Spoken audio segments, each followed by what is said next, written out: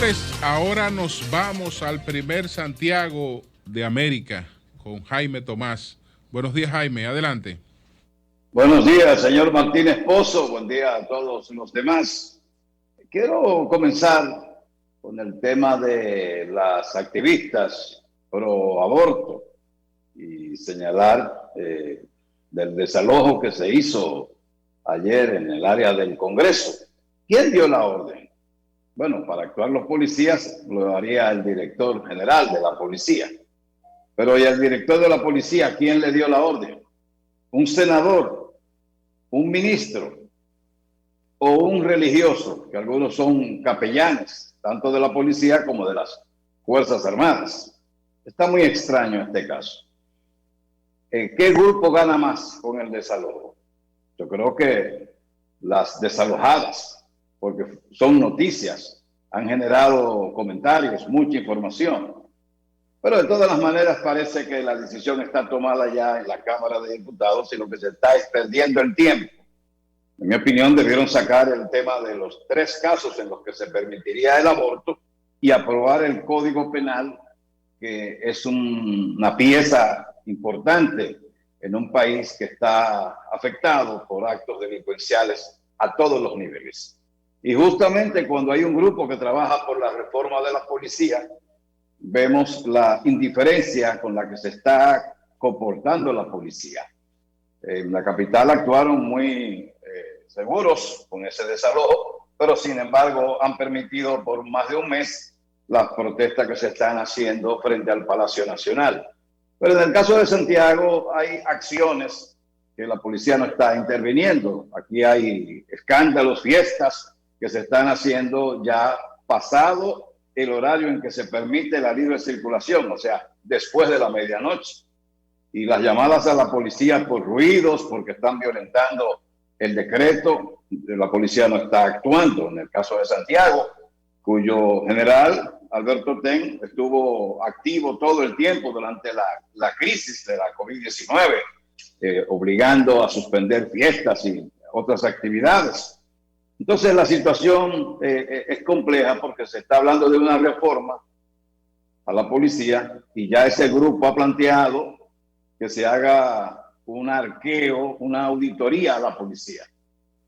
Y eso va a generar y debe estar generando incomodidades en la propia institución. Pero ya veremos cuando se reforme la policía qué grupo va a ser creado para que reforme a los ciudadanos.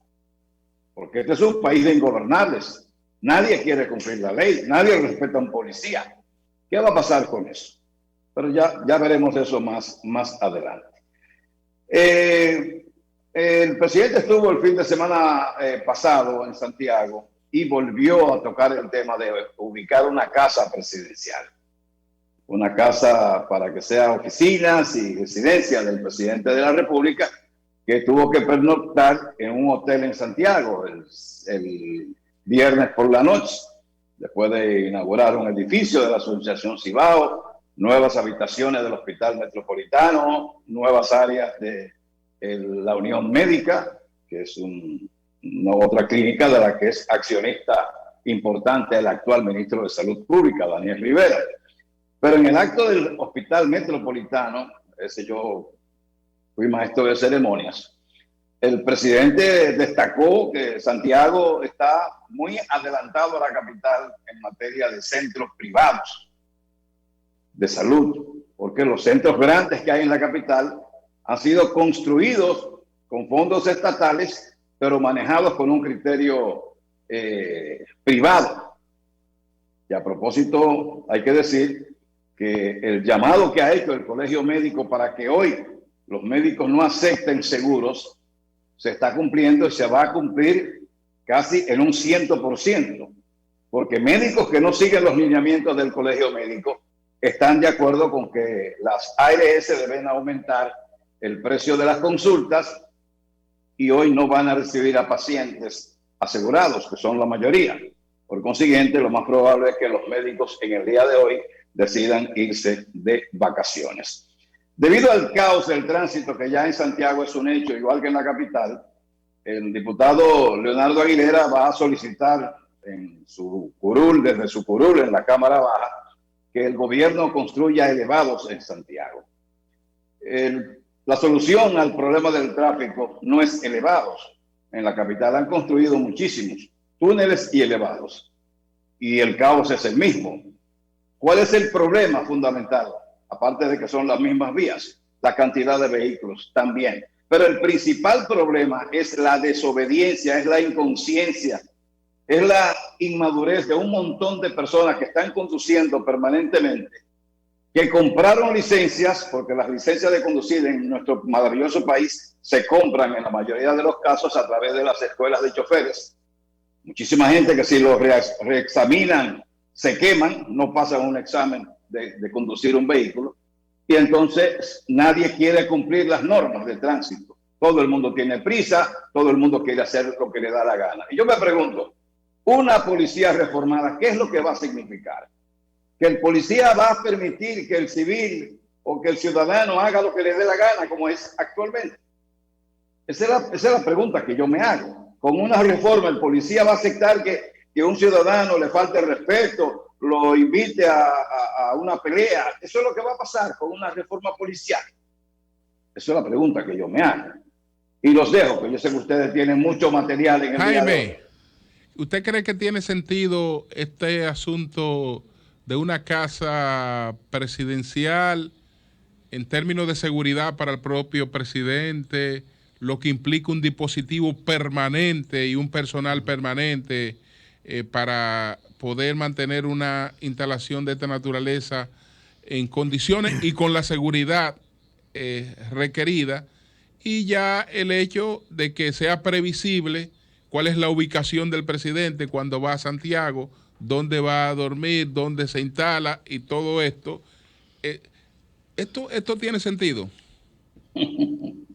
Viéndolo así, Martínez Pozo, como usted lo está planteando, yo hasta dudo, pero yo he sido un abanderado de que en Santiago exista una casa presidencial que no solo sería utilizada por el presidente, sino que invitados oficiales del gobierno que por alguna razón llegan a Santiago pudieran pernoctar ahí. Y he propuesto incluso una casa que está ubicada en la avenida Juan Pablo Duarte, que es la más importante de la ciudad, y que fue una casa propiedad del tirano Trujillo. En esa casa hoy funciona la Escuela de Bellas Artes, que en mi opinión debiera hacerse un edificio para esa escuela y convertir esa casa, por sus dimensiones, por su tamaño y por estar en un lugar céntrico, pues pudiera ser la casa para que el presidente, en vez de privilegiar a ciudadanos como hacían los otros, que cuando venían a Santiago se quedaban en casa de amigos, por lo menos el actual Abinader está pernoctando en un hotel. Yo creo que debiera hacerse y no creo que los gastos sean tantos. Y repito, esta casa específicamente tiene las condiciones para albergar a un presidente. Es una casa con un estilo, digamos que medio colonial. Aquí tanto importa que sea colonial, que sea de los españoles. Tiene espacio para que se le pueda prestar seguridad.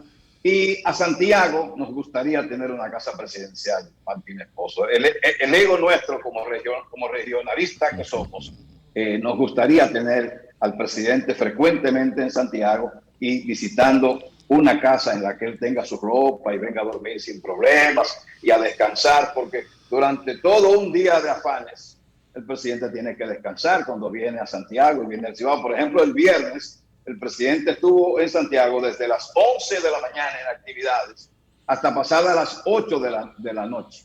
Y no tenía un lugar a donde ir a descansar. Podía ir al hotel, pero ya eso era un poco más complicado porque tuvo actividades privadas en horas de la noche.